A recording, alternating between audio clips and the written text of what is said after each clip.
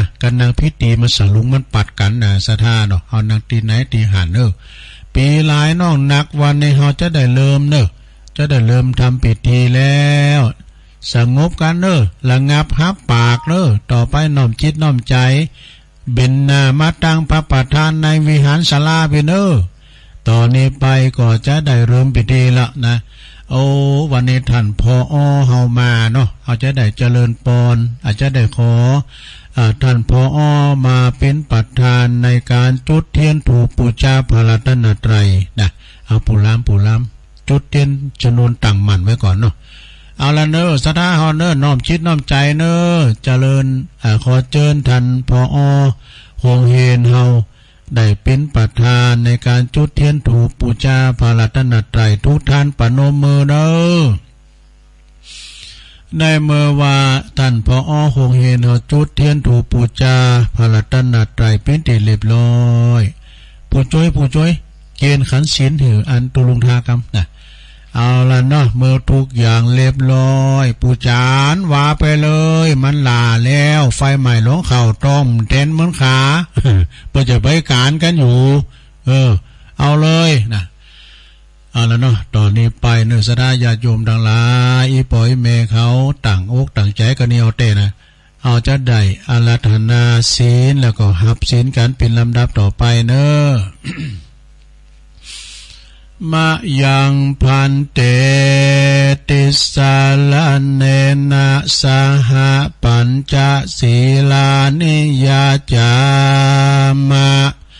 ตุติยัมปิมะยังพันเตติสาลเนนะสหปัญจศีลานิยาจามะตติยัมปิมะยังพันเตติสาลเนนะสหปัญจศีลานิยาจามะนะโมตัสสะภะคะวะโตอะระหะโตสัมมาสัมพุทธัสสะนะโมตัสสะภะคะวะโตอะระหะโตสัมมาสัมพุทธัสสะนะโมตัสสะภะคะวะโต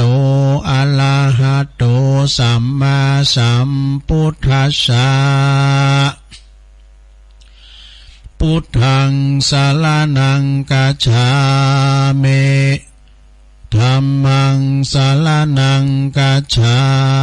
มิสังฆังสรณังกัจฉามิตุติยัมปิพุทธังสรณังกัจฉามิ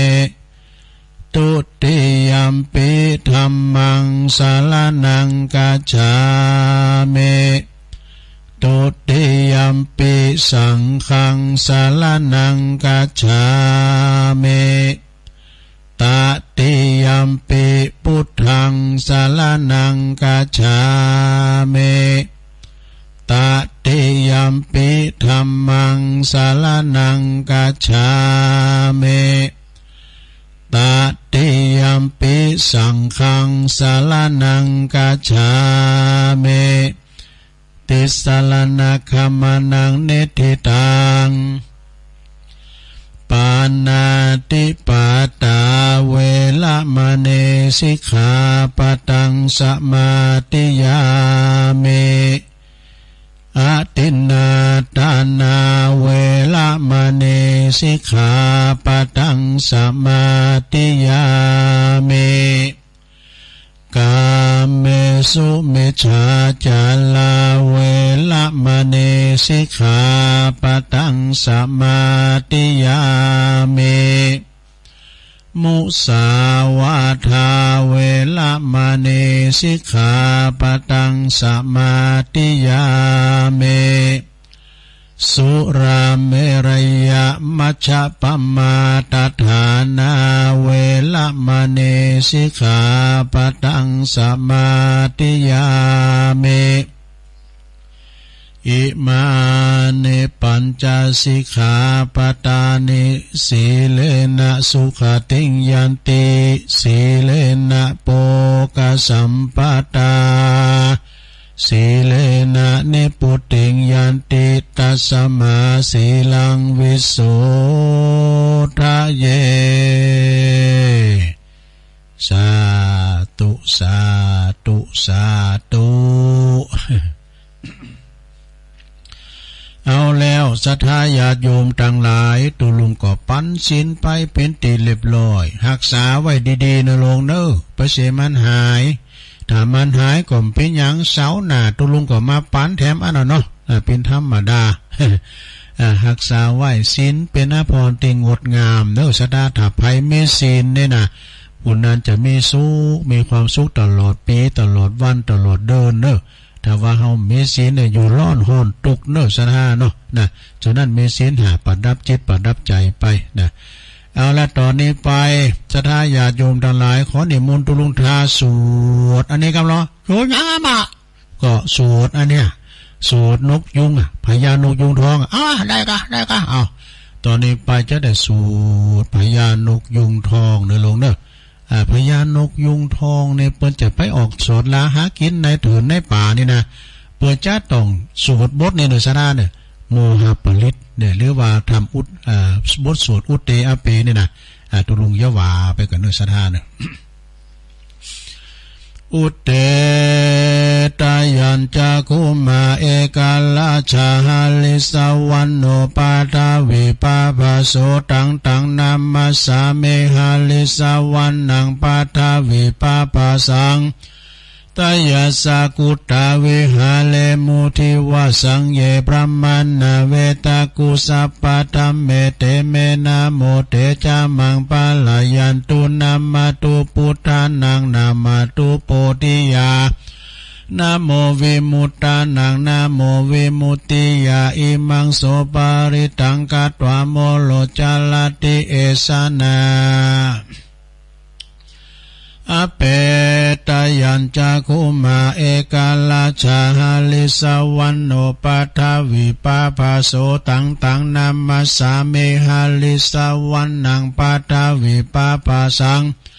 ตายาสากุตาวิหาเลมุลติงเยพระมัณนาเวตากุสัพพะธัมเมเตเมนะโมเตจามังปะลายันตุนามาตุพุทธานังนามาตุโพธิยา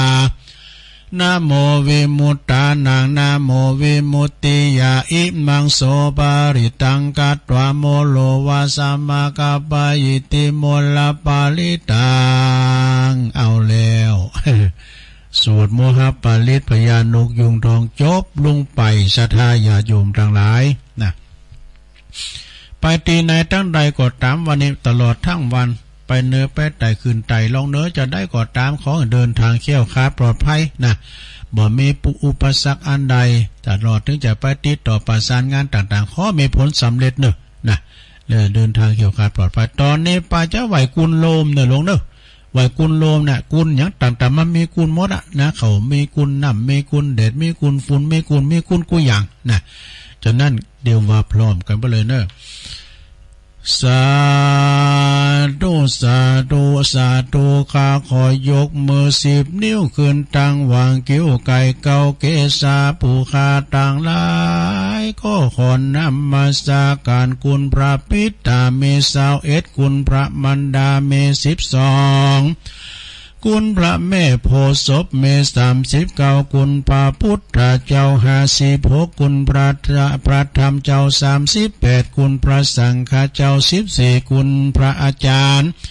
คุณอาจารย์10คุณกรรมฐาน8คุณไฟเม6คุณลมเม7คุณแม่พรลเนเม21คุณพระคงคาเม12คุณอัคระ33กุลศีล5เม11กุลศีล8เม12กุลอัคคาลา33กุลศีล5กุลศีล8เม12กุลศีล10เม21กุลจตุปาริสุทธาศีลเม27กุลอัคคากุลอรหันตาคือมรรค4ผลศีลนิพพาน1รวมเป็น9 กุลอาสาสาวาปัสสาสานิสาวาสาอาสากุลพระวิหาร84,000 หลังกุลพระมหาเจดีย์เจ้ามี84,000 ดวงผู้ค้าต่างหลายก็ขออาราธนาคุณตาต่างหลายเหล่านี้จงได้มาเป็นสอยประดับสำหรับกายอันพระเสริฐเมื่อผู้ค้าเจ้าต่างหลายได้ดับจิตเสียงชีวิตในสังขารปีใดเดือนใดวันใดยามใดคืนใดดังอันก็ดีผู้ค้าต่างหลายก็ขออาราธนาคุณเจ้าต่างหลายจงมาเปิดประตูพระนิพพานคือเวียงแก้วแก่ผู้ค้าต่างหลายแด่เตือนนิพพานะปัจจโยโหนตุโนนิจังนิพพานังปาลามังสุขังเอาแล้วไหวกุลโลมเนาะก็เรียบร้อยไปต่อไปเนี่ยแฮมตุแผ่เมตตาเนอะคำนี้นะจะแผ่เมตตาแล้วก็อีตั้งอย่างกินจิเป็นลำดับต่อไปการแผ่เมตตานี่ก่อนจะแผ่ให้สัมภสัตทั้งหลายเฮาแผ่ให้ตัวเก่าห้อยก่อนเนอะแผ่ให้ตัวเองก่อนว่าพร้อมกันไปเลยอาหังสุขิโตโหเมขอให้ข้าพระเจ้ามีความสุขเนทุกโหเมปราศจากความทุกข์อเวโรโหเมปราศจากเวรอภยาปโชโหเมปราศจากอุปสรรคอันตรายทั้งปวงอเนโคโหเมปราศจากความทุกข์กายทุกข์ใจสุขีอัตตานังปริหาราเมมีความสุขกายสุขใจรักษาตนให้พ้นจากทุกภัยทั้งสิ้นเถิดนี่ อันนี้เป็นแผ่เมตตานะเป็นแผ่เมตตาให้ตัวเองต่อไปแผ่เมตตาให้สัมภสัตทั้งหลายน้อยใหญ่เนอะนะว่าพร้อมกันไปเลยสัพเพสัตตาสัตว์ทั้งหลายที่เป็นเพื่อนทุกข์เกิดแก่เจ็บตายด้วยกันทั้งหมดทั้งสิ้นอเวราโหนตุจงเป็นสุขเถิดอย่าได้มีเวรแก่กันและกันเลยอัปปยาปัชชาโหนตุจงเป็นสุขเถิดอย่าได้เบียดเบียนซึ่งกันและกันเลยอเนคาโหนตุจงเป็นสุขเถิดอย่าได้มีความทุกข์กายทุกข์ใจเลยสุขีอัตตานังปริหารันตุจงมีความสุขกายสุขใจรักษาตนให้พ้นจากทุกภัยทั้งสิ้นเถิดเอาแล้ว อันนี้เป็นอันกำแผ่เมตตาเนาะเอาต่อไปเอาเป็นไทยอะไรทำไมหน่อยนะเนาะสตานะข้าพระเจ้าขอตั้งจิตอุทิศผลบุญกุศลนี้ไปให้ไพศาลถึงบิดามารดาครูอาจารย์ทั้งลูกหลานญาติมิตรสนิทกันคนเคยรักเคยชังแต่ครั้งไหนขอให้ได้ในกุศลผลของฉันทั้งเจ้ากรรมนายเวรเทพเทวันขอให้ท่านได้กุศลผลนี้เถิด เอาแล้วสัทธาญาโยมทั้งหลายนะการที่ว่าเฮาได้วากรรมต่างๆเนาะตั้งแต่โยงเข้าบาตรกรรมสังต่างๆทั้งหลายเนี่ยสัทธาญาโยมมันเป็นการที่ว่าย้อนความจำเขาด้วยเนาะต่อไปเอาเป็นเมืองกรรมนะสัทธาเอาเป็นเมืองคือจะได้สวดแผ่เมตตาเนอะแบบพื้นเมืองเนอะอย่างกินจีนะเอาเกมน้ำยาด้วยเนอะ ในนี่นะอิตังทานากัมมังเนปานาปัจจโยโหนตุโนนิจังอิตังศีลากัมมังนิปานาปัจจโยโหนตุโนนิจังอิตังภาวนากัมมังนิปานาปัจจโยโหนตุโนนิจัง ยังกินเจกุสัลลังกาตาปังกัมมังสะเปเหกาเตเหกาตังปุญญังโนอนุโมตันตุสุนันตุโพนโต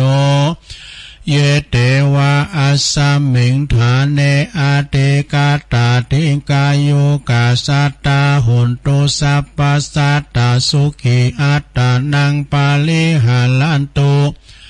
มาตาปิตาสุขีตาหุนตุตุขาปัมมุนจันตุสัพเพยาติกาสุขีตาหุนตุตุขาปัมมุนจันตุสัพเพอัญญาติกาสุขิตาหุนตุตุขาปัมมุนจันตุสัพเพปิสาสัพเพยาขาสัพเพเปตาสุขิตาหุนตุทุกขาปัมมุนจันตุสัพเพนาคาตาสุขิตาหุนตุทุกขาปัมมุนจันตุสัพเพเทวาสุขิตาหุนตุตุกาปัมมุนจันตุสัพเพอาจาริยุปัจจายาสุขิตาหุนตุตุคับปัมมุนจันตุสัพพสัมปติโยชมิจฉันตุโวเอาแล้วว่าตัวเต้นในหลวงไข่โวยไปปู่จ๋าหน่อยไม่ว่าโวยต่อไปเราจะได้วันตาพระเจ้าหลวงคงแก้วอารามถึงไม้สาลีมหาโพธิงมรณุ วันตาเมพุทธังสัพพเมโตสังฆัมมะธัมเมปันเตวันตาเมธัมมังสัพพเมโตสังฆัมมะธัมเมปันเตวันตาเมสังฆังสัพพังเมโตสังฆัมมะธัมเมปันเตวันตาเมกาลูอุปจาจาริเยสัพพังเมโตสังฆัมมะธัมเมปันเตวันตาเมกัมมัฏฐานังสัพพังเมโตสังฆัมมะธัมเมปันเตวันตาเมอารัมเมปัตตาสิมายังสัพพังเมโตสังฆัมมะธัมเมปันเตวันตาเมเจติยังสัพพังสัมปัฏฐานเนสุมปะละเดนเตตาสะเลลาธาตุมหาโพธิงพุทธรูปังสักกะลังสัตตานาคาโลเกเทวะโลเกปรัมมาโตเกจมปูติเปลังกาติเปสาลีลาธาตุโยเกสาธาตุโยอะละหันตาธาตุโยเจติยังกันตะกุติงจตุรสีติสาหัสติตัมมะกันเตสัพเพทังปาตาเจติยังอหังวันทาเมสัพพะโสวันตาหลงจบไปแล้วต่อไปบินหน้ามาดังครูบาอาจารย์เมตุลุงทาเป็นเก้า อาจจะได้สูมากาลว่าครูบาอาจารย์เนอหมอพลุงเนอว่าวันตาหน่อยพร้อมกันไปเลยวันตาเมปันเตสาปังอัมปัลลาตังกัมมาธัมเมปันเตมายากาตังปุญญังสาเมนาอนุโมติตาปังสาเมนากาตังปุญญังไมหังตาตาปังสาธุสาธุอนุโมทาเมจัตตาโลธรรมาวัฏันติอายุวันโนสุขังปะลังสาธุสาธุสาธุเอาแล้วสัตยาติโยมทั้งหลายกิจกรรมของวันเสาร์ไหว้พระหับศีลกิจกรรมยกวัดมาบ้านก็จบลงไปศรัทธาวันเสาร์ก็จะเป็นอย่างนี้นะแต่บางทีบางแห่งเปิ้นมนเปิ้นหนักนะอันนี้ก็เอาย่นย่อเนาะเอาย่นย่อต่างลำปางต่างเจียงใหม่ละปูนนี่ก็คือเฉพาะถิ่นมันจะบ่เหมือนกันนะงานอย่างก็ตามงานวัดงานวางงานศพงานศพก็จะแผกแตกต่างกันไปหน่อยหนึ่งเนาะศรัทธาก็เป็นการที่ว่าทวนกรรมนะหลวงเนอะทวนกรรมก็จะลืมกรรมลืมกรรมอย่างเพราะว่าโอ้อีปอนี่ใจนี่ติดอยู่วัดพุ่นตัวแต่ละอ่อนเขาบ่หือไปขัวไปตกไปตาว จะลำบากนะไอ้พอเล่มได้ไปก็เอาเนี่ยเนอะจัวเนี่ยแต่ก่อนเนี่ยไปเฮ็ดเต้ๆบอกโอ้เสาวิหารพอเลิ่มไม่งั้นพอไปคัดกะบัดใจพอไปอิงเสาวิหารเอาตอนนี้ไปเนอะสัทธาญาติโยมเข้าสู่มรดกธรรมตุลุงจะเตดน้ำเตดธรรมกันเนอะทำกล่อมนะนี่สงการทำบุญ100 วันเนอะนะ100 วันสัตตมวาน100 วันเนาะถ้าว่า50 วันนี่ก็ปัญญาสมวานนะอันนี้ได้รับความเมตตาอนุเคราะห์นะจากปนันปั้นแม่จันฟองมาดอินมาดนะอินมาดเปิ้นตานไหวภายภาคหน้าเปิ้นตานทำนะบ้านทาดอนชัยอำเภอแม่ทานะเปิ้นตานโหลน่ะหมายความว่า12 ผูกตุลุงก็เตดไปเกือบจะครบละนะโดยเมตตาบารมีตามอาจารย์ท่านพระครูวีรกิจสถาพรท่านเจ้าคณะตำบลเนอะอันนี้เปิ้นเป็นพระลูกชายปนานปั้นเนี่ยเปิ้นมีตุลูกตุหลานเนี่ยเป็นพระครูถึง2อยู่ท่าพุทธมหาชัยด้วยนะเอาละไปอุ่นนักก็ได้มีรายชื่ออยู่นะพิ้นจะพาทำโดยการเนอะสถาเนาะวันนี้เราจะได้อ่านรายชื่อเหมือนเสียงเงี้ยนะพิ้นโหงเปิ้นเปิ้นถาฟังชื่อนะเนาะเพราะนานปานอินมาดขออาราธนาธรรมกันเหรอวันนี้ปนานปันเจ้าของธรรมรัตนาธรรมไม่กำเนาะผูกคอยเอาปนานพรหมพิทยะสันซ้ายของหน่อย ปนานปันวายไปเลยพรหมลายตุนอกแอนภาพต้องเต้นวิมานทองทำอันใดดีทลาทลองตามกองแห่งนักปราชญ์ผู้ข้าน้อยนาฏก็ขออาราธนาธรรมธรรมะธัมมังปัจจังอาราธนังกะโลมาอะละเหมือนกันเด้อพระอาจารย์นันปั้นนี่นะปิ่นทางเปิ้นก็เป็นบ่ล็อกก็แก๊กหน่อยนะลงเด้อนะเข้าใจฟังไปก่อนเพราะยาวสักเท่าใดนะเดี๋ยวจะได้ประกาศข่าวสารงานบุญตักตังลายกันปิ่นลำดับต่อไป นะโมตัสสะภะคะวะโตอะระหะโตสัมมาสัมพุทธัสสะอาจิลังวัฏายังกายโยปัฏฐาเวงอาทิเสสติชุโธอเปตวิญญาโนนิรัตถังวากะเลงคันลังสัทธโวดุลาสาปุริสัตทั้งหลายอันมีใจประเสริฐงามล้ำเลิศกตัญญูบ่ฟื้นฟูลาจากทางเส้นหากองดีเหตุหอยมีแต่เก่าอันนักปราชญ์เจ้าได้ปั้มเป่งมาในตีขาปังก่อนบ่หอนบ่ฮือหอนสูญหายจิตใจภายเกิดหอดผู้มวยมอดมอลาเป็นปิตาพ่อแม่เป็นเท่าแก่อ้าวเป็นสามีกาภริยาบ่หล่อเบาหักแต่เหล่านักหนาอันมอลลาจากดับจิตพลากจากไปเพราะบุญในปางก่อนถึงการละหอนหมดลงจำใจคงปลัดพลากจำใจจากย้อยวอย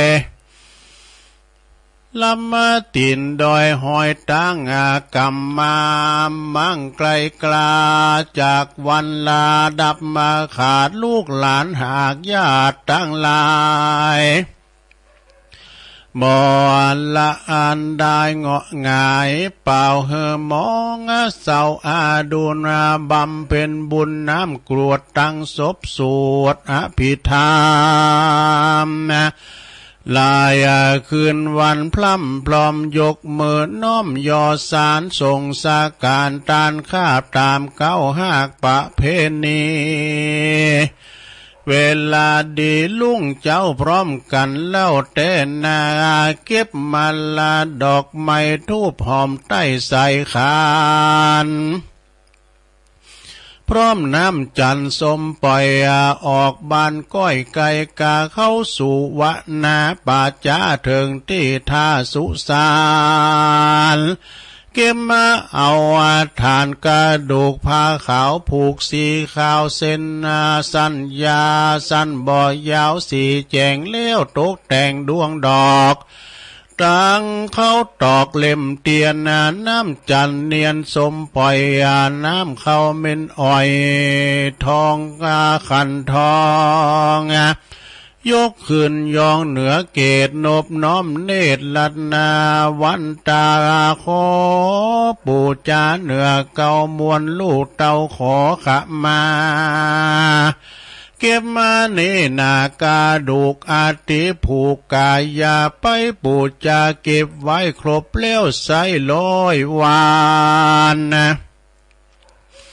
นาบุญดันขบไข่ก็จักได้ทำบุญ100 วันลุนอีกครั้งเฮือสมดังเจตนากตัญญูตานบน้อมหัวแล้วพร้อมแทนกุลเตจาบุญใหญ่กว้างจักได้สร้างเพิ่มพูนอุติสบุญจูจอดเธอไปลอดโดยพลานแล้วเอาน้ำจันทร์สมปล่อยเข้าเม็นอ้อยกันเตียพ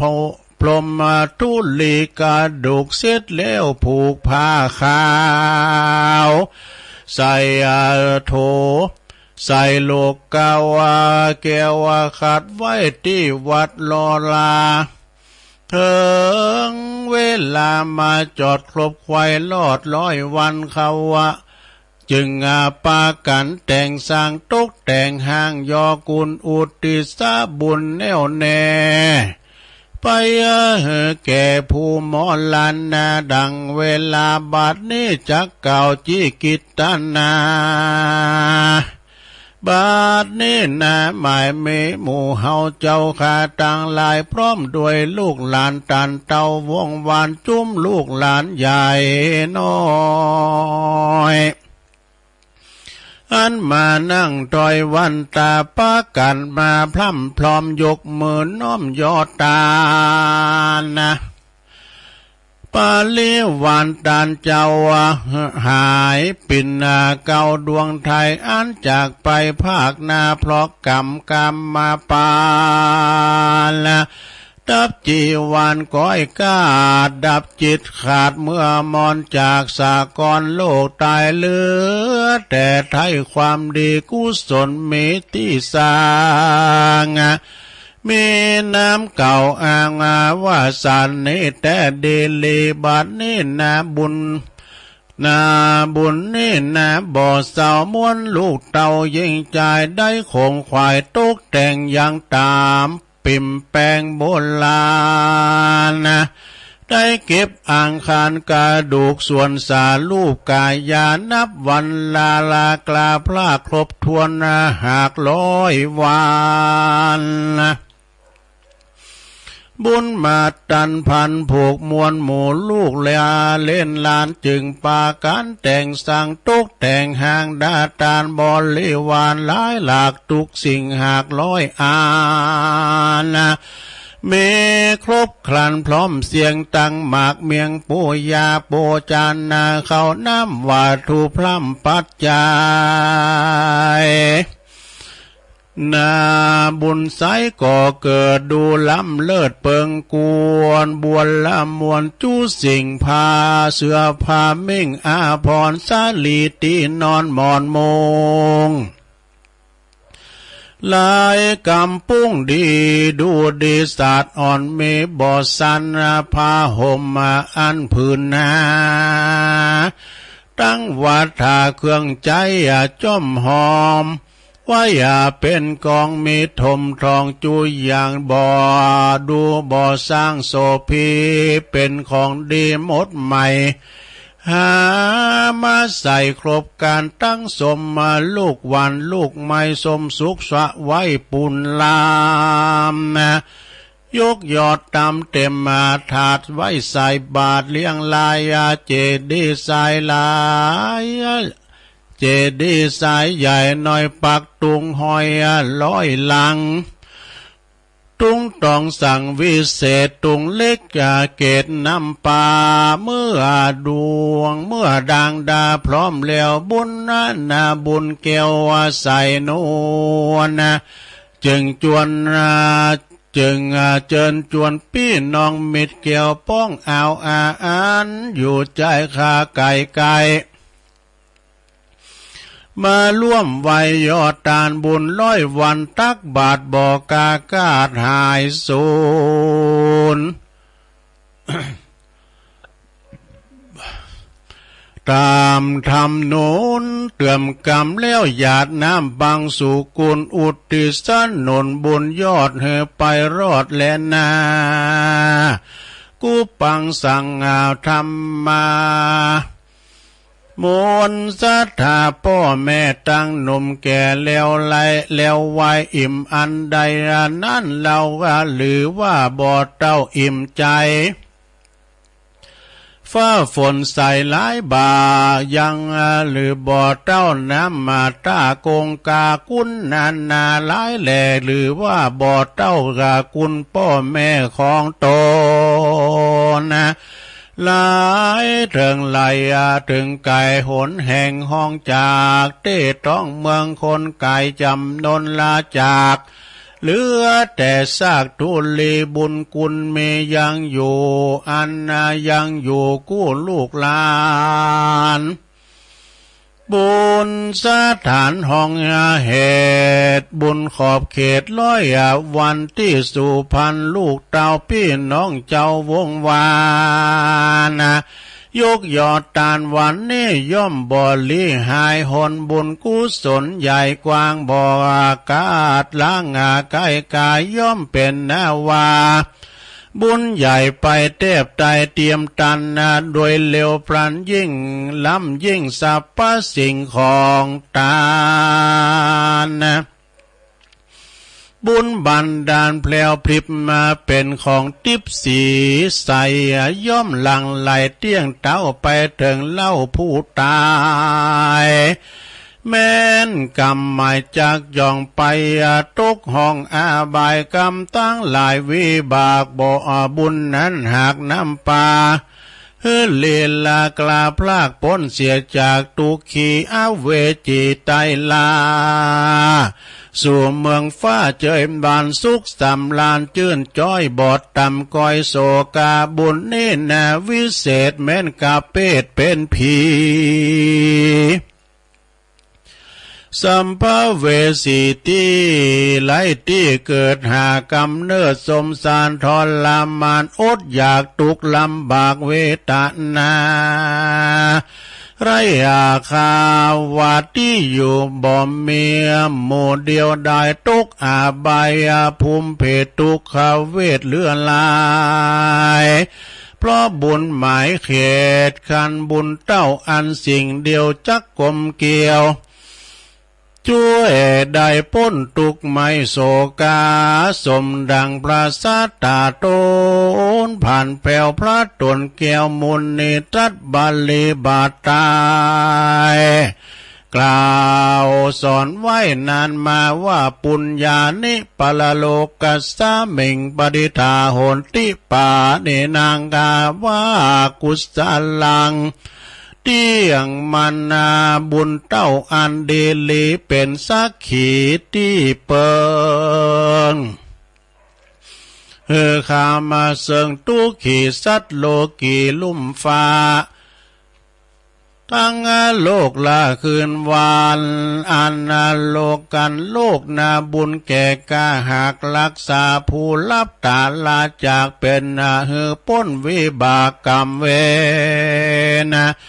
พ้นต่างเขียนเล่าล้อนาบุญ บุญกลับย้อนมาหา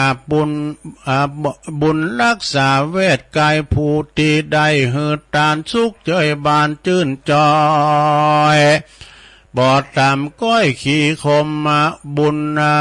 สมจุสิ่งเจริญยิ่งสาตานกินบ่อผ่านตานบ่อเสียงบุญกุ้มมาเกียงจีวีสุขเปรมปรีคำเจ้าวสุขเดียงเต้าตีคาและนานิติตังกิยาสังวานาวิเศษจาห้องเหตุทำอานิสงส์ทำบุญ100 วันก็บางกมสมเรสเด็จเลี้ยวเต้านี้ก่อนแลสาธุสาธุสาธุเอาจบลงไปแล้วลงเอ้ยทำอานิสงส์ทำบุญ100 วันของปนนั้นของปนนั้นปันแม่จันฟองอินมาศเปิ้นอยู่บันทาดอนใจอำเภอเมทาปุ่นนะโดยบารมีธรรมอาจารย์ท่านพระครูวีรกิจสถาพรเจ้าคณะตำบุญเฮาวันปีแล้วเป็นมาตานเนาะ12ผูกกันเด้อเป็นมาตานนะอันนี้ก็เตดไปก็มีเจ้าภาพในสถาญาติโยมน่าจะโหลดอ่านและจือแล้วเอาปอนพร้อมกันนะอ่านและจือแล้วเอาปอนพร้อมกันก็มีศรัทธาคุณพ่อหมออินทร์คุณแม่จงดีเชื้อกันทา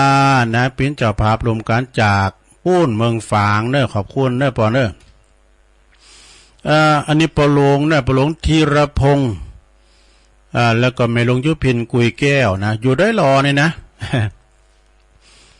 ปลงธีรพงศ์ก็เจริญปอนขอบคุณในการนำกาไฟแล้วก็แม่สุทิศกันทิยะนะนันทิตาสีใจพาอันนี้อยู่สิริด้อยหล่อนะสิริมังคลาจารย์แม่สุกันทา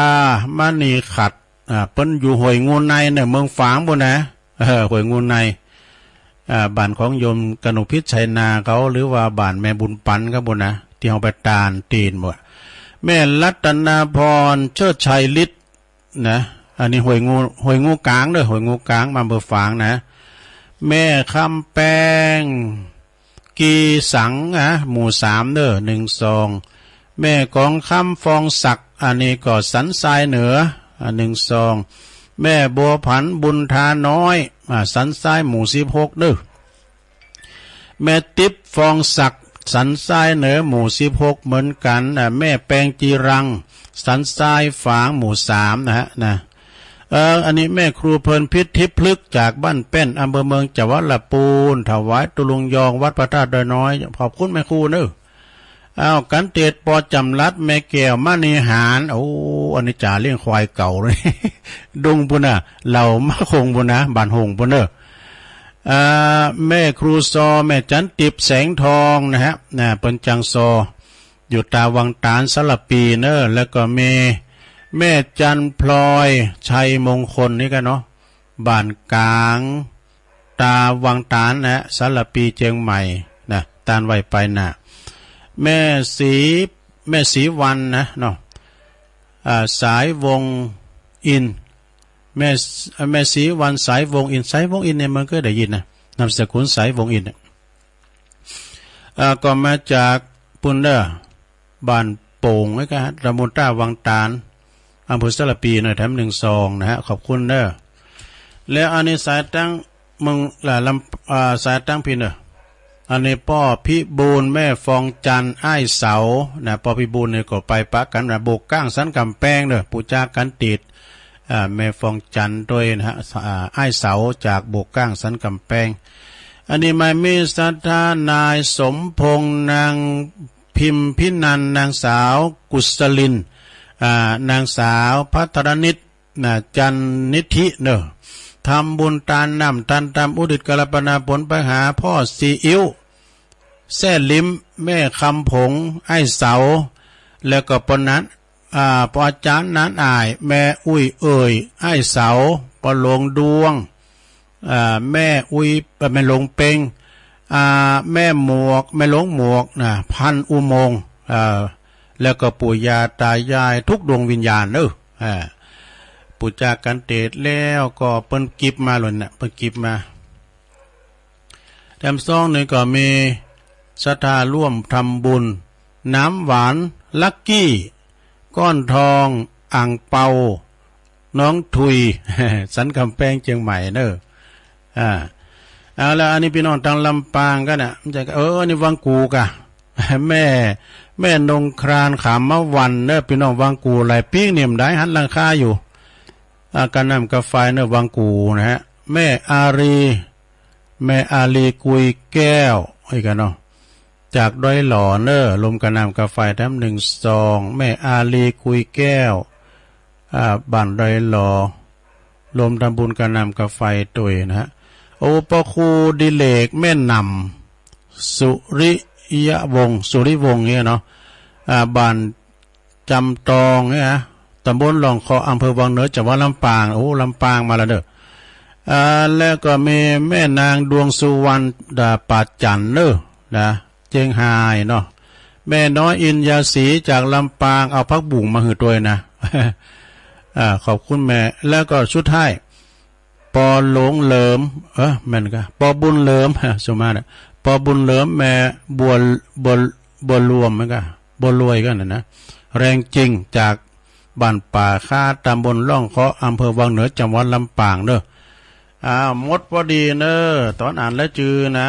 ครบถ้วนบริบูรณ์บามมีละขอบคุณเนอที่เปิ้นได้รวมทำบุญกับตัวลุงเกี่ยวกับอินเทอร์เน็ตปองกาอีน่ะเนาะเกี่ยวกับการนำกาไฟกาอีน่ะเนาะต่อไปเอาปอนกันตึงลงเด้อเอาปอนกันตึงหมูตึงโมนเนอยะถาวาลิวาหาปุลาปาลิปุเรนติสากะลังเอวะเมวะอิโตทินังเปตานังอุปกปติอิสิตังปฏิตังตุมหังคิปะเมวะสมิสตุสัพเพปุเรนตุสังกปาจันโทปนาลโสยะถามณีโจติลโสยะถาภวะสัพพิติโยวิวัจจันตุสัพพะโลโกวินาศตุมาเตภวัตวันตรายโยสุขีติคาอยู่โกภวะอภิวาตานาสีลิสานิจังวุตาปจายโนจัตตาโลธรรมาวัฏันติอายุวันโนสุขังปะลังเอาแล้วอยู่ดีมีสุขในหลวงเนื้อได้บุญด้วยกันไวสาบารมีธรรมอาจารย์ท่านพระมหาชนะพลขันตยาลังกาโลนะวัดทาชมพูพี่น้องทาชมพูเนาะเจริญพรปหลวงวิสิตเถอะนะวิชิตแม่หลวงแจ่มจันทร์คุณชมพูนะ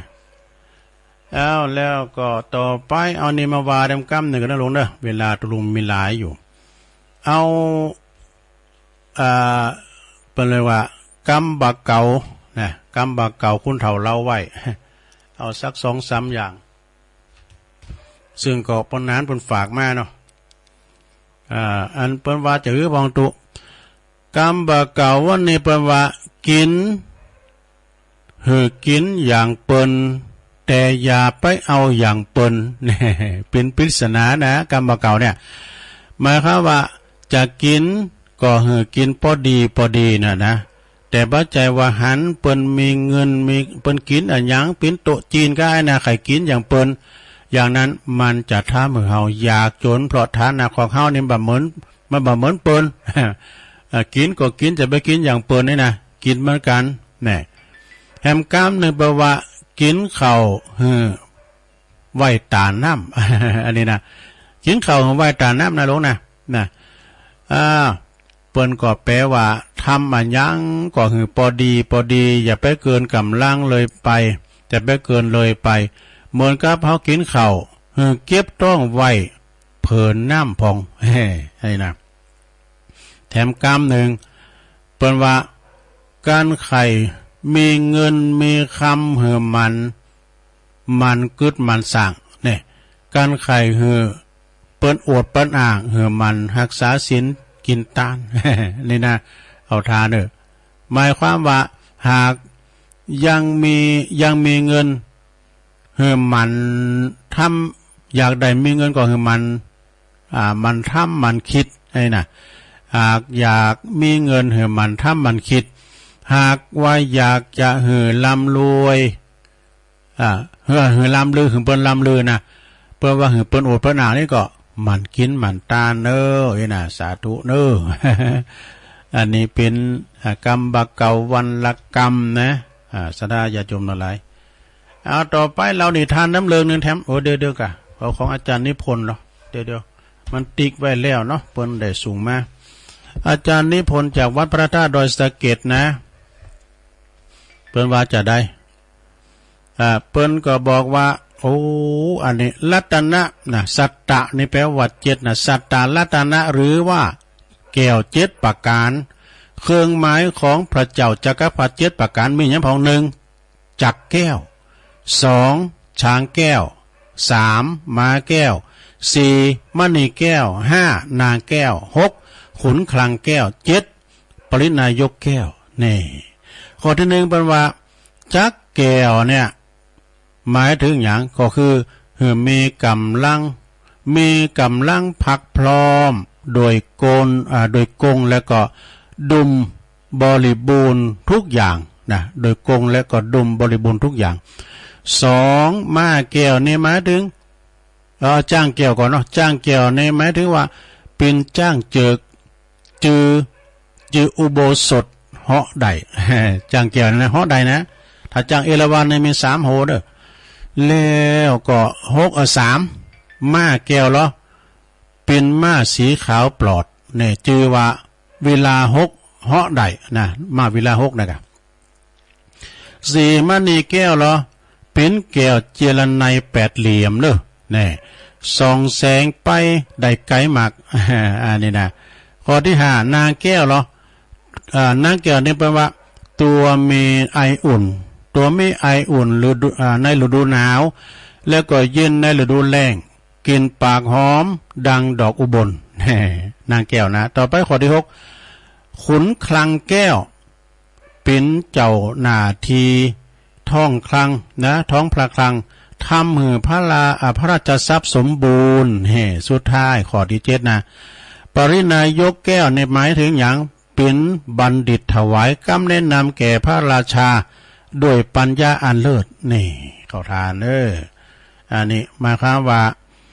แก้ว7ประการสัตตรัตนะหรือแก้ว7ประการนะขอบคุณในเมตตาธรรมท่านพระอาจารย์นิพนธ์นะครับนิพนธ์จากวัดพระธาตุดอยสะเก็ดนะสูงมาต่อไปนี่ก็จะเล่านิทานก็บ่ยาวแล้วเนาะเดี๋ยวจะอ่านข่าวสารงานบุญตังลายเนาะนิทานนี่เรื่องหยังนิทานนี่เรียบไว้แล้วเพราะว่าความสำคัญของปีของน้องศรัทธาทั้งหลายเฮาพี่น้องกันนั้นฮักกันเอาไว้ เป็นจะใดอุจจังกะชาดกความสำคัญของพี่น้องนี่ณเชตวันวิหารพระพุทธเจ้าเปิ้นหันแม่ยิงชนบทผู้หนึ่งจวยเหลือปีใจแล้วก็สามีแล้วก็บุตรพ้นจากการถูกลงอาญาพระองค์จึงตรัสชาดกเรื่องนี้ให้ฟังมีใจความว่าในอดีตพระเจ้าพรหมทัตนั้นเป็นพระราชาครองเมืองปาราณสีครั้งหนึ่งนะมีโจรออกป่นสะดมพี่น้องเจ้าบ้านก็เปิ้นก็มีความสั่งเหือนทหารออกติดตามจับหมู่เหล่าโจรได้หมู่เหล่าโจรนั้นปรากฏว่าทหารจับพิษโจรจับคุณพิษไม่ยับปอจ่าย3คุณวะยับปอจ่าย3คุณที่เปิ้นกำลังทำนาอยู่เปิ้นหูเรื่องอย่างสักอย่างหญิงสาวผู้หนึ่งซึ่งเป็นคุณในครอบครัวเดียวกันตึงจ่าย3คุณนั้นจึงมาลองให้ฮอนวอนตุกขอเคิงปกปิดร่างกายอยู่ที่หน้าประตูเมืองพระราชาทรงสาปแล้วความจึงนำเอาเสื้อผ้าเปิ้นหูแล้วเนาะเปิ้นเอาเสื้อผ้าไปปกปิดได้แต่นางปฏิเสธบ่รับนางบอกว่าต้องการสามีเป็นเคิงปกปิดร่างกายว่ะผู้คนก็บ่เข้าใจในกรรมเก่าของนางนี่จึงนำนางไปหาพระเจ้าพรหมทัต ครั้นพระเจ้าพรหมทัตสอบถามนางจึงหู้ว่าโจรที่จับมานั้นเป็นเครือญาติของนางนั่นเองจับคุณพิษมาเนี่ยขั้นแล้วพระเจ้าพรหมทัตจึงงานเหือนนางเนี่ยไปเลิกเอา3คุณเนี่ยไปเลิกว่าจะจ่วยไผ่ระหว่างลูกระหว่างสามีระหว่างปีจายนะนางก็ตอบว่าเลิกเอาปีจายว่าเพราะว่าลูกกับสามีนี่หาใหม่ได้นั่นหักปีเป็นหักปีหักน้องนะแต่ปีจายมีเพียงคนเดียวในโลกแน่พระเจ้าพรหมทัตพออกพอใจในคำตอบของนางจึงปล่อยตึงสามีตึงลูกตึงปีจายถึงแก่นางหมดแน่ในกาลต่อมาบุคคลกลุ่มนี้กลุ่มนั้นก็คือกลุ่มเดียวกันในกาลบัดนี้แหละนะพระเจ้าพรหมพระเจ้าปาลนสีพระเจ้าปาลนสีเจ้าพระเจ้าปาลนสีนะพระเจ้าปาลนสีนะก็คือได้แก่พระตถาคตนั่นเองข้อคิดเรื่องนี้เพิ่นบอกว่าควรให้ความสำคัญแก่พี่น้องลมสายโลหิตเดียวกันจบลงไปซะท่าเฮาพี่น้องกันนั้นฮักกันเอาไว้ ปีน้องจะถือเฮาเขาเนอะนะเลยเวลาก่อนหนีบมาตุลุงจะได้ประกาศข่าวสารงานบุญกันนะลงเนอะวันนี้วันพุธนี่ก็มีนะสัทธาญาโยมนะประกาศข่าวสารงานบุญก่อนข่าวสารงานบุญในวันพุธนี้ก็มีนะวันที่20วันพุธนี้ก็ตั้งคณะสงฆ์ตำบลยางครามอำเภอดอยหล่อโดยเมตตาบารมีธรรมอาจารย์พระครูสถาพรพัฒนรังสีเจ้าคณะตำบลยางครามวัดใหม่พัฒนาพร้อมคณะสงฆ์ทุกวัดในตำบลยางครามนอกตำบลด้วยพร้อมโดยเทศมนตรีเทศบาลด้วยเนาะเพิ่นจะมีการทำบุญครบรอบ11 ปีในการจากไปของท่านพระครูกิติวัฒนสุนทรตุลุงดีเนอะ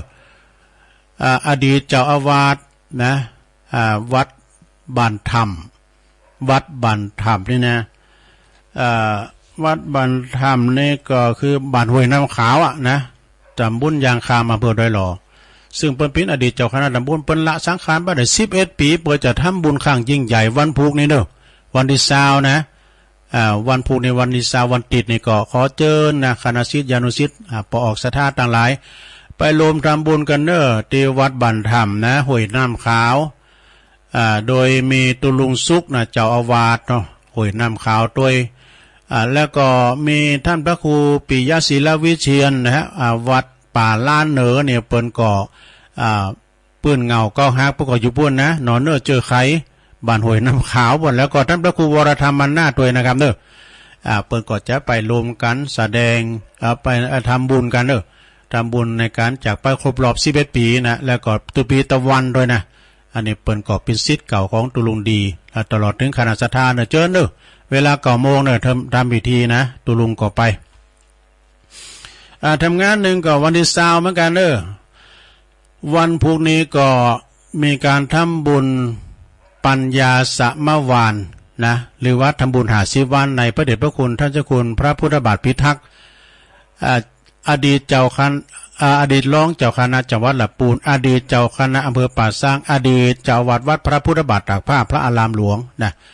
ก็ทุกวันอาทิตย์ประกอบทำบุญตัวแล้ววันพุธนี้เป็นกรณีพิเศษเป็นทำบุญปัญญาสมวันทำบุญ50 วันเด้อที่วัดพระบาทตากผ้าเจิญเด้อไปรวมกินร่วมทานด้วยกันนะเอางั้นต่อไปนี่สดาญาโยมวันที่22 สิงหาอันนี้ก็ฟังจากอาจารย์พระครูอภิวัฒนวิกรมเนาะก็ประกาศให้หลวงปู่หน่อยนะก็จะมีการทำบุญฉลองอายุวัฒนมงคลวันเกิดของเมตตาบารมีธรรมหลวงพ่อพระครูอินทยานรังสีที่ปรึกษาเจ้าคณะอำเภอจอมทองวัดพุทธนิมิตรนะอำเภอจอมทองนะไปรวมทำบุญสืบชะตามุติตาจิตกับเปิ่นเนครูบามาเนอะวันที่22นะพระจะเอาโฮงตาลไปรวมก่อไปพระจะไปรับปิณจภาพสังก่อเจิญกันได้เนอะหลวงพ่อได้เจริญอายุมา เพิ่นจะมีการฉลองอายุวัฒนมงคลสืบชะตาหลวงแบบล้านนาเนาะในเมตตาบารมีธรรมหลวงพ่อพระครูอินทยานรังสีที่ปรึกษาเจ้าคณะอำเภอจอมทองที่วัดพุทธนิมิตรนะจอมทองเนาะงานต่อไปนี่สระญาติโยมทั้งหลายในวันที่23เด้อ23นี่ก็สิงหานี่ที่วัดศาลาตำบลน้ำแพร่อำเภอหางดงเปิ้นจะมีการทำบุญอุทิศถวายเนาะเป็นทักษิณานุปทานแด่ครูบาเจ้าอินตากตาปุญโยเด้อท่านพระครูพิพิธปุญญาภิรักษ์ก็ไปฟังเทศน์ฟังธรรมกันนะองค์เทศน์ก็ได้รับความเมตตาจากอาจารย์ท่านพระมหาบอยจือเป็นอาจารย์พระมหาประเสริฐหรือว่าเป็นพระครูนะตุลุงก็ลืมราชทินนามเปิดจะไปเทศน์มาทีเด้อเจ้าภาพก็คุณพ่อสมบูรณ์ทำเสาเนี่ยนะเจ้าภาพเนอะนะอันนี้ก็ปอบุญยงบุญเรืองฝากประกาศมาเนอะวันที่23นะไปกินพระทานกันเนาะแล้วก็วันที่17เดี๋ยวอันนี้ก่อนในงานต่อไปวัดป่าไผ่บ่อทองโดยหน่วยอบรมประชาชนประจำตำบลแม่โป่งเนาะแม่โป่งกันเนาะโดยสักเกตเนี่ยเพิ่นจะมีงานธรรมสัญจรเนอะในวันเสาร์ที่เก่ากันยายนเวลาก่อ13 นาฬิกาหรือว่าบ่ายโมงเนอะณบริเวณลานธรรมลานสงบวัดป่าไผ่บ่อทองเจิญเข้าลมฟังเทศน์กันใดเนอะอาจจะได้ฟังการแสดงธรรมโดยท่านพระครูอภิวัฒนวิกรมเจ้าอาวาสวัดปากตั้งเจริญเนอะในวันที่เก่ากันยาเดือนหน้านี้นะก็พระอาจารย์สมเพชรปัญญาโนฝากประกาศมาเนอะไปกินแปะตานไปฟังเทศน์ฟังธรรมด้วยกันเอาทำงานหนึ่งก็วันที่26 สิงหานี่ก็อาจารย์มหา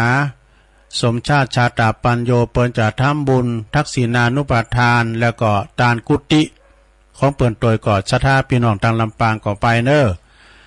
ไปรวมกินรวมทานไปรวมตอดผ้าป่าด้วยกันนะเปิ้นกล่าวถึงวันวันที่27 สิงหาเนี่ยนะไปเดินเนี่ยนะต่างวัดเสาหินตำบลศรีโบบานอำเภอเมืองจังหวัดลำพูนก็ขอเชิญรวมทำบุญสืบจัตตาหลวงแบบล้านนาแล้วก็แสดงมุทิตาจิตมหาปริญญาธรรม ในเมตตาธรรมอาจารย์ท่านพระมหาเอกพลชุตินทโรมูลโลกรองเจ้าอาวาสวัดเสาหินนะครับเนาะแล้วก็พร้อมกับดึงสัมมาเนรจิรายุกันทวังโดยเนื้อเปิ้นได้รับปิณมหานะประโยค3แล้วเด้อพระจะไปเปิดธงตาลพระจะไปแสดงมุทิตาจิตแล้วก็จะได้สืบชะตาหลวงพ่อท่านพระอธิการบุญส่งโสภณจิตโตเปิ้นเจริญอายุมา73 ปีสืบชะตาหลวงด้วยนะก็ไปกินแปะตานกันเด้อพระจะไปเปิดธงตาลพระจะไปแสดงมุทิตาจิตก็เชิญกันได้ที่วัดเสาหินเด้อที่วัดเสาหินฮะตำบลศรีโบบานฮะแม่ครูทองคำที่วงคำฝากประกาศมาเนาะแล้วก็ทำงานหนึ่งนะฮะสดาญาโยมวันที่17กันยาเนี่ยเปิ้นจะมีการทำบุญตาลก๋วยสลากเนอที่ดอยนางแก้วนะสถาก่อครอบครัวละ2 ตุ่นก็พอละนะตัวเจ้า300 กว่าตุนน่ะตัวเจ้าถึงพันเองนะ300 ปลายนะลงเนอะในวันที่17 กันยาบุญเนอะก็ปากันไปกินไปตามทักษิณาไปทำบุญตาลก๋วยสลากอนุรักษ์วัฒนธรรมอันงามของเฮานะตามไปหาเปตาปลีญาติของเฮาที่เปิ้นได้ละสังขารในถนนสายนั้นก็ดีนะก็ประสบอุบัติเหตุก็ดีก็เชิญกันได้เด้อในวันที่17 กันยานะตุเจ้าถึง300 ปลายนะอันนี้ก็ยังไกลอยู่เด้องานออกเมนพระราชทานเพลิงศพนะพระเดชพระคุณท่านพระครูพิพิธปุญญาภิรักษ์หรือว่าหลวงปู่ครูบาอินตากตปุญโญปูนเพิ่นจะออกเป็นวันที่20 ถึง 24 ธันวาคมปลายปีนะกันเดียวก็ถึงออกวัดสาแล้วก็แวบๆนะสดาก็งานบุญใหญ่เนอะนี่นะเพิ่นจะทำบุญถึงวันตั้งแต่วันที่20เนี่ยพระครูอภิวัฒนวิกรมเพิ่นจะไปแสดงธรรมเมื่อคืนเนอะคืนวันที่20คืนปุ๋งนั่นนะท่านพระครูอภิวัฒนวิกรมเพิ่นจะไปเทศน์ธรรมแล้วก็ทุกคืนจะมีไปถึงวันที่23เนาะ24นั้นก็พระราชทานเพลิงศพนะในเมตตาธรรมพระครูโชติ โชติสุวรรณสอนนะแล้วก็คณะศิษย์นะฝากประกาศมาแล้วก็ขอเชิญรวมทำบุญกันได้เนาะที่วัดป่าวัดอันนี้กะวัดศาลาตำบลน้ำแพร่อำเภอเมืองอำเภอหางดงนะอำเภอหางดงเนาะตัวลุงจะตักตังลายสักหน่อยเด้อศรัทธาญาติโยมทั้งหลายตักตังลายก็โอ้มีหลายอยู่เหมือนกันเด้อก็มีชมรมสกายแล้วก็คุณแม่กันดาศรีเนตรนะฟังชัดเจนดีแปลว่าเพลงแล้วก็นิกรชัยน้อยด้วยนะไว้สาครับตุลุงฟังเพลงบะเกามนดี จากน้องหล่องแม่ครูเกษณีก็ฟังอยู่นะก่อนกำมนนี่นะโดยน้อยพัฒนาน้องหานสันสายก็ฟังอยู่แม่อุ้ยน้องเนาะแม่อุ้ยน้องก็ฟังอยู่แม่ครูเพลินพิษทิพย์พลึกตัวเนอร์จากบ้านแป้นอำเภอเมืองจังหวัดลำพูนฟังอยู่บรรจงกันทวงกราบไหว้สาธุลุงฟังเพลงอยู่เนอฟังอยู่แม่ครูกัญญากศนจากเชียงใหม่นะเปิ่นเป็นมหาอุบาสิกาเนาะเปิ่นก็ปฏิบัติธรรมประโลมมงคลมูลชีพตัวนะจากน้องเอิกเนอนะตื่นมาแล้วฟังอยู่เนอครับยายปันยายปันก็ฟังชัดเจนดีแม่หลวงสายฝนจันกุลนะเป็นน้องไหลปิ้งน้องผ่าขาวเนอฟังอยู่แม่ครูทองคำที่วงคำเสาหินสีโบบานนะฟังอยู่โยมยุพินหอมมาลาเนอหรือว่าปีน้อยนี่เป็นอยู่แม่โยกนะแม่โยกก็อยู่กลางเวียงเชียงใหม่หน้าสารกลางเราฟังอยู่ชัดเจนดีแม่หลวงสุมาลังกาเพียนจากสี่แยกป่าหาเนอเมืองจีบุญนะไปสาธุลุงฟังอยู่เจ้า แล้วก็พี่น้องตังโบกก้างสันกำแพงโอ้ท่านประจารย์สมเพชปัญญาโนไหวสานะครับเนอกราบไหว้สาธุลุงฟังอยู่ครับไหวสาตุปีด้วยนะพระอาจารย์สมเพชปัญญาโนวัดป่าไผ่บ่อทองเปิ่นเป็นพานักเทศด้วยแล้วก็ดูแลครูบาอาจารย์ด้วยนะพระครูพุทธิธรรมรักษ์อีกเนาะเปิ่นดูแลครูบาอาจารย์ด้วยแม่แดงอัมพรจากเต็นดอกไม้จอมตองเนี่ยฟังอยู่เนอเจ้าพุทธิธรรมคนเดิมไหวสาบารมีธรรมอาจารย์ท่านพระครูนะครับเนอพุทธิธรรมสุนทรรองเจ้าคณะอำเภอลีวัดแม่ตื่นไหวสานะครับเนอบุญส่งจากลำปางตุปีโอมบ้านวัดทุ่งโป่งปุ่นเนอนะทุ่งโป่งพี่นะตำบลเนี่ยนะอำเภอบ้านโฮกปุ่นนะตำบลเหล่ายาวเนาะฟังอยู่ครับทุกลุงเป็นถวายกำลังใจทุกลุงนะครับขอบคุณหลายๆอันนี้ก็ตักตังลายก็มีหลายอยู่เนาะขอบคุณหลายๆเนี่ยที่เพิ่นตักมาจบการตักตังลายต้นเนี่ยทุกลุงก็จะเปลี่ยนบรรยากาศเนาะจะลองวางสายพอเนอร์สถาเนอร์เขาจะโทรมาก็โทรมาได้นะวันนี้ทุกลุงก็ไม่ได้ไปไหนผู้พักการดีวัดห้วยน้ำขาวเนอะบันธรรมบูรณาครบรอบครูบาดวงดีครูบาดีหรือว่าพระครูกิติวัฒนสุนทรนะเป็นจากไปได้11 ปีแล้วนะผูกปากันเนาะเจริญปอนเจ้ากาไหวสาเจ้าตะลุงยองไหวสาทันหน่วยการต้อยเนอก่อนวันนี้เขียนใหม่ยังเขียนเรื่องเดี๋ยวนี้เจ้าวันเกิดพ่อแม่มันมีถึงวันขอให้ลูกหลานจำไว้กันเจ้าบางคนพ่อแม่เพิ่นก่อแก่เฒ่าดูแลเพิ่นเจ้าทุกสำราญถ้าเพิ่นตายไปได้ครบ100 วันทำบุญทำทานเพิ่นเจ้าคุณพ่อแม่คุณง้อคุณเก่าเป็นคือพระเจ้าในบ้านเนินนายถ้าเพิ่นยังอยู่ลูกหลานตั้งหลายถ้าอยู่ไกลเหมือนไล่เจ้าคุณพ่อแม่บ่มีหยังเก่าไหวสาพระเจ้าบุญเฮินใครก็ตันอยู่ก็จักเจริญตุนเดินกลางเดินโจดีเนี่ยเจ้ากำยองวันละกำเนี่ยเจ้ากำมาลุกมาจักเนี่ยเจ้าคำว่าจักนี่ถ้าภาษาไทยแปลว่าพอดีเนี่ยเจ้าไหวสาเจ้า ลูกมาจับพอดีนะเนาะ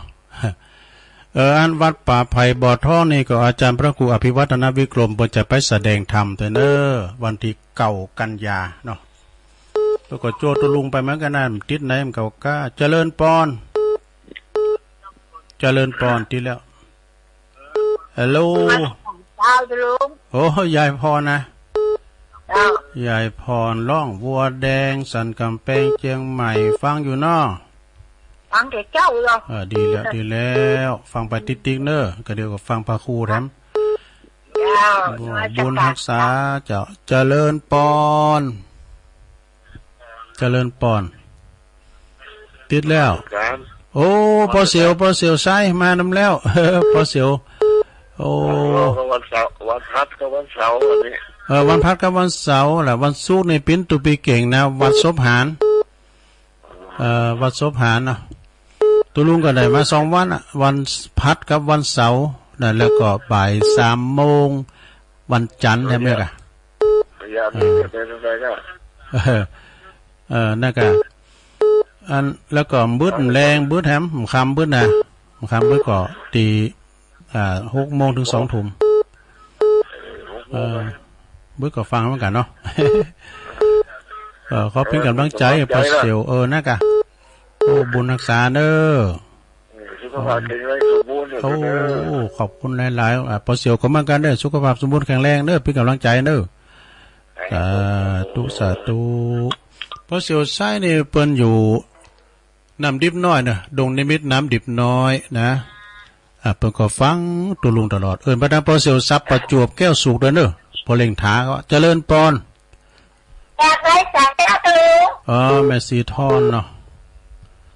ฝนตกเหรอตะบุญอ่ะน้องบัวฝนตกอ่ะใช่ประการว่าอ้อยน้อยเดียวที่น้อยเดียวฝนบัดโตะแดดปดโตะวาดูตังสักโคเนาะสักโคตากแดดอนุโมทนาเด้อเจ้าไว้สัตว์เจ้าแรงว่านี่ก็เกี่ยวกับอินเทอร์เน็ตกามแรงว่าตุลุงแตนท่านพระครูตั้งเมืองฟังบ่ได้ยินเพิ่นฟังทางเฟซทางไลน์แม่ครูแม่จงดีนะเจริญปอนครับไว้สาธุลุงโอ้60ผู้ใหญ่ที่เคารพนับถือก็พ่อบุญตานป่าไร่เด้อถึงเด้อตื่นเจ้าล่ะงานบุญกันนักกะนั่นกะแฮมสักวางก็งานบุญกฐินนี่ก็จอดกำลังใจถึงเด้อยินดีปอนเนอร์ปอบุญตันสาธุอันนี้ก็นักลาบุญเมื่อกันเด้อไปกุฏินะคืนสีขาวไปไหนก็ไปเจริญปอนเจ้ากับพระเจ้าตุลุง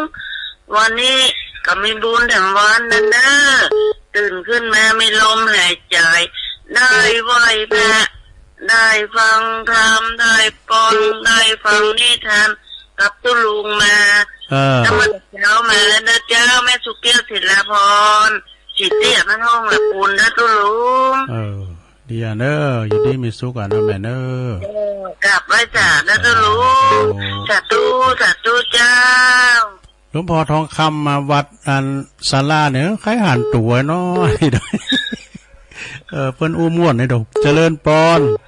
จำพรรษาเจ้าตุลุงวันนี้ทุกเจ้าฟังเพลงจนจบเลยแม่สายทองเนาะเจ้าเย็น98.5มันเจ้าหุยการเนาะเจ้าไปที่ตัวแทนพี่น้องกันแล้วก็ไปฟังกันได้เจ้ายินดีเนอะเจ้าสาธุเจ้าสาธุสิโตเจ้า0899556506พี่น้องด้านลำปางฟังอยู่เหรอ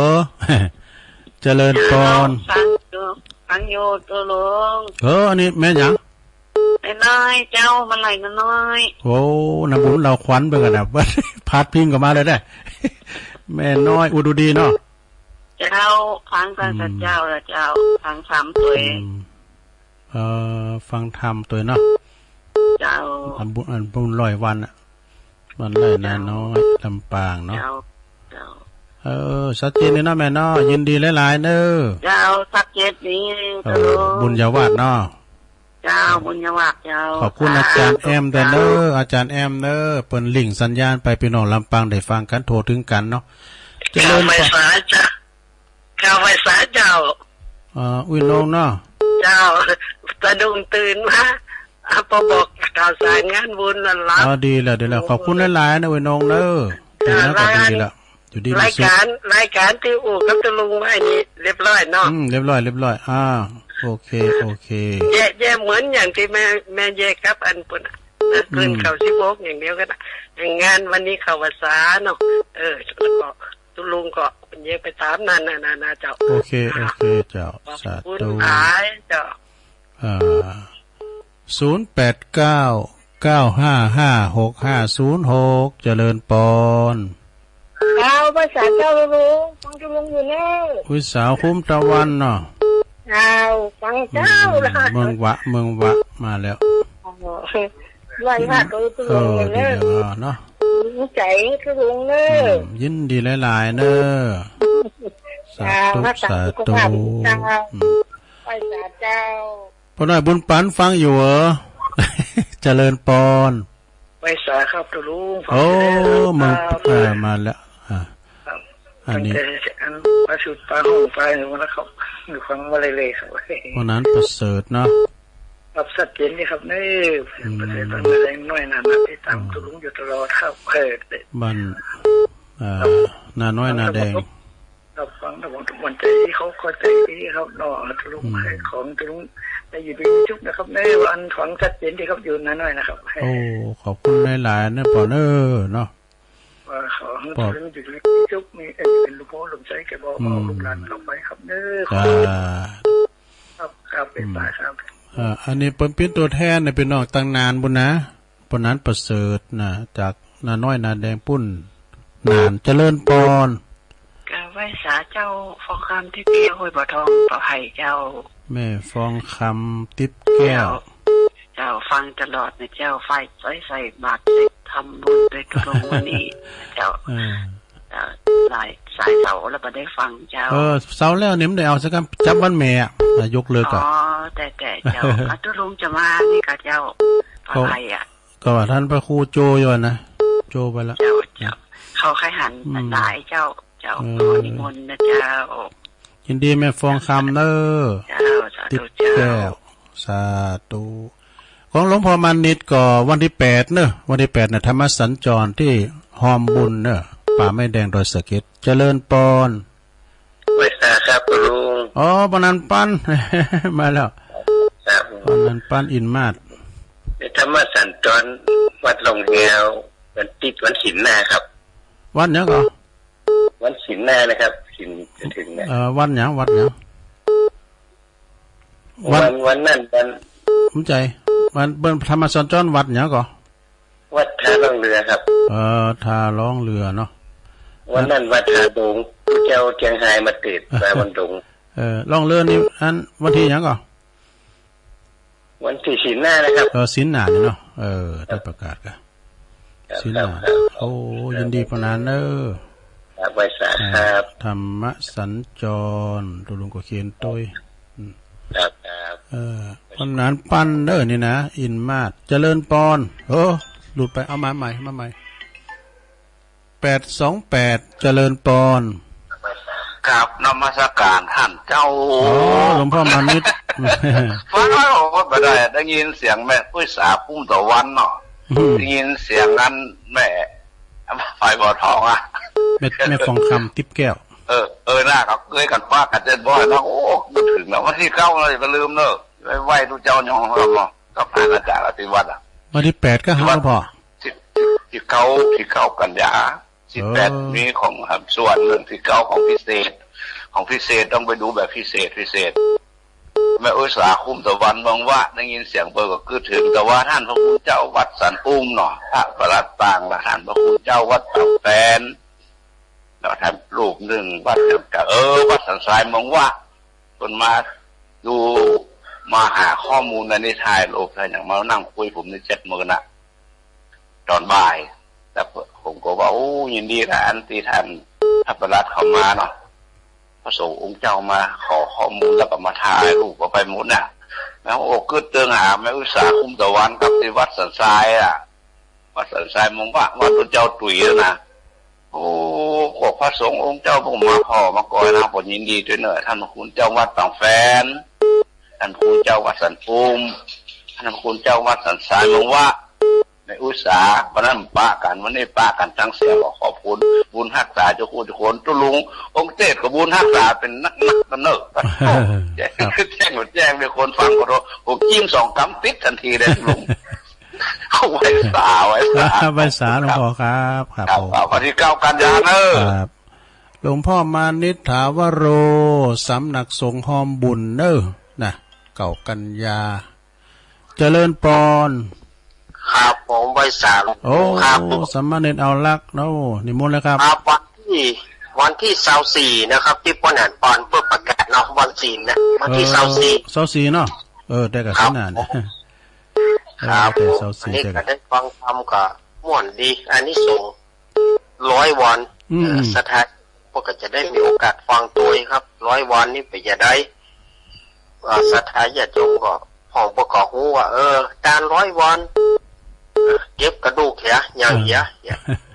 แต่นี่เขาก็ได้รับอันอย่างแหมนักอยู่นะครับผมตั้งใจเสมอนะครับขอบคุณพระอาจารย์เน้นหนักเด้อครับผมโอ้สาธุ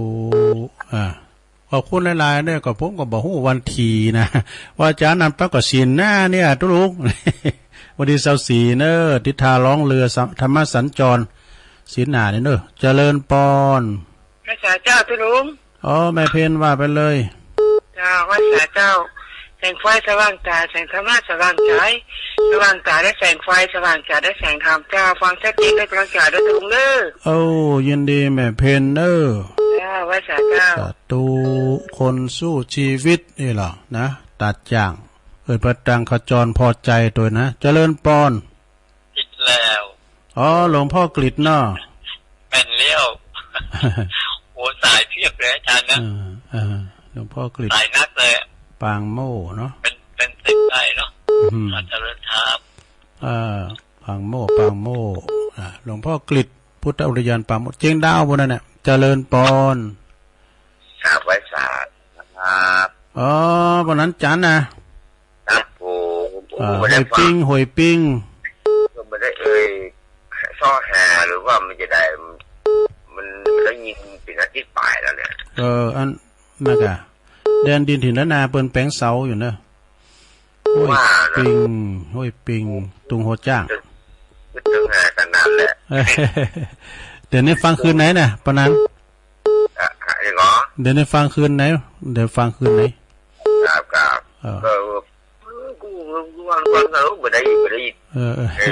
ได้ยินแล้วเนาะติดแล้วผู้ก็ฟังนำเด้อผู้พระครูวรธรรมนาถเนาะขอบคุณวันนั้นจันเด้อตุงเปิ้นเป็นตัวแทนพี่น้องตุงโหดจ้างเด้อนี่นะวันนั้นจันจากทุ่งหัวช้างนะแม่ชีกันธนีสายยะเข้ามาฟังอยู่เนอะเจ้านะ